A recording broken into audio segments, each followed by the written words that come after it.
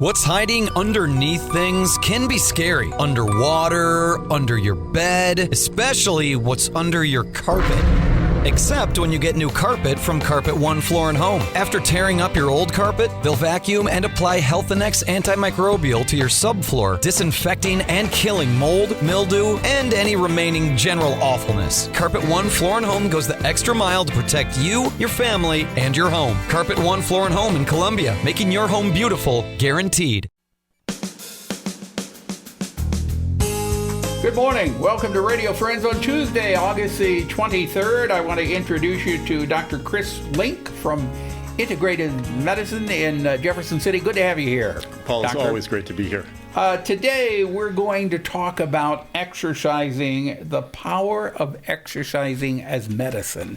And it is a powerful medicine, isn't it? Maybe, Paul, maybe one of the most powerful medications out there, or the medicines out there, with things that we can do for our health.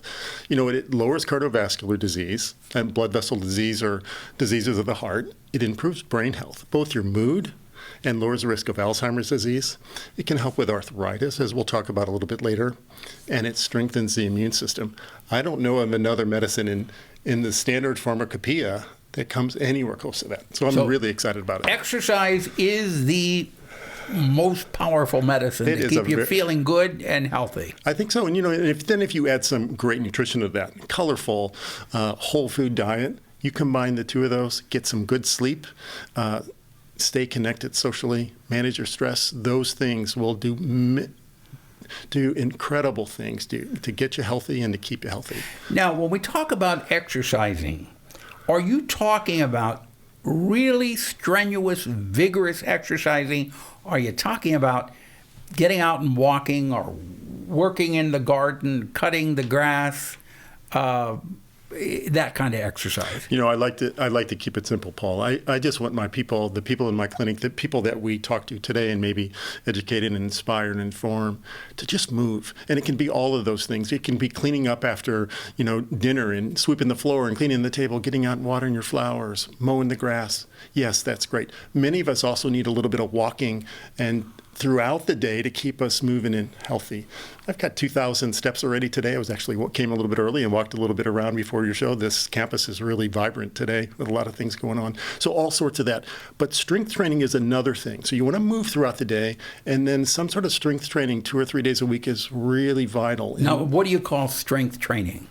So it can be a variety of different things. It can be simple body movement things like squats and lunges and maybe push-ups and pull-ups and those kind of things. It could be some exercise bands, or you can even, all of these things you can do at your home. That's where I do it. But you can also go to the gym and do some weights or machines 2 or 3 days a week where you're pushing some weights, doing some resistance. It's really great for the core of the body. It helps you maintain your muscles and your bones. And I'll just bring up a recent really neat study where they used resistance training in older adults. Older adults who do resistance training, take an omega-3 capsule daily, taking a vitamin D capsule daily, when they were followed for 3 years, that group of people had 61% less invasive cancer over that 3-year period. With the combination. Okay, repeat that again. With a combination of vitamin D 2,000 daily, 1,000 milligrams of omega-3 fish oil, and a simple home strength training program in adults 70 and older. The group who did that had 61% less cancer over the next 3 years. There's immense power in nutrition, and there's immense power in exercise. And when you combine them, you know, the two biggest risk factors for cancer in us is smoking, and hopefully very few people are doing that these days, and getting older. And hopefully all of our... So those are the biggest risks in cancer, is smoking and getting older. Now, you want to have that one risk of getting older. Absolutely. Right? But, lots of times around the sun. Yeah. So getting older increases your Absolutely, risk? positively. We see much more cancer in the 6th, 7th, and 8th decades of life. And this group of people, they were in their 70s, so in their 8th decade of life, they have a higher risk of cancer than most other groups. And the group that did those three things, the omega-3, the vitamin D, and the resistance simple home exercise program, 61% less cancer. That's power in prevention. Why is it that some people, and I know some people like this, they don't exercise, they eat the wrong food, they're overweight, and they live to be into their 80s and 90s. You know, there's always a few people that are like that and can stand out. They have terrific genes. They were blessed with longevity genes from their parents. And we do see that runs in families.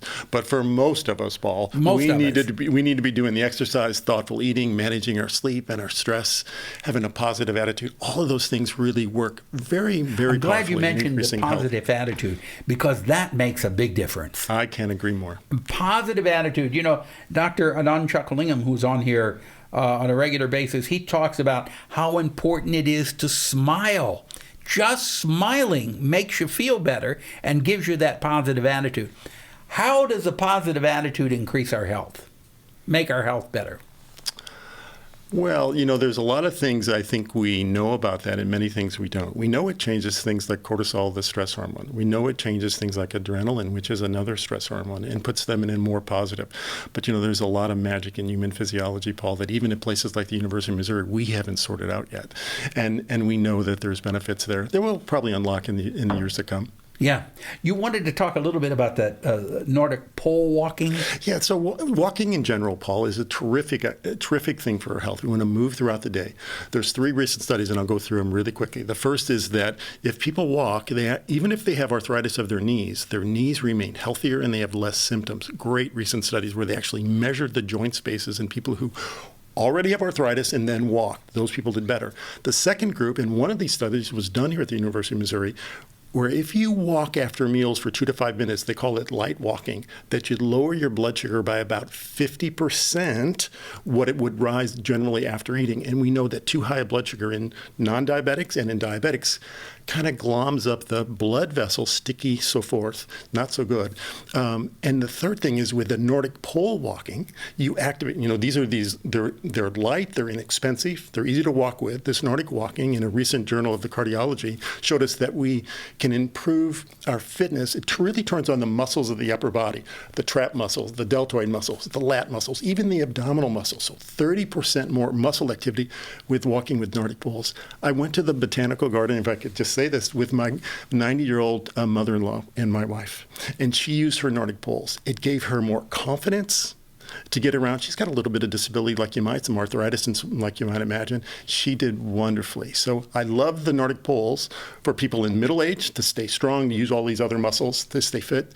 And then in older age to give you more confidence with your walking. So walking is a wonderful medicine. So the important thing is just get up and move. And we're almost out of time here. But what do you say to people who have arthritis and they say, well, I can't walk because my arthritis hurts so bad? In some cases, that's true because it is severe degenerative arthritis. But then I would say get creative. Learn to do some other sorts of exercises, chair yoga. Maybe go to the YMCA and do their fitness program. There's things you can do to use your body, and maybe not a lot of walking, a little bit of walking, but maybe a little bit of bands, maybe a little bit of yoga. So keep moving. If you want more information, you can contact Dr. Link. What's your phone number? 573-632-5585. Okay, always a pleasure having you here, and I learned something every time you come on. We want to inspire and educate as part of IMC.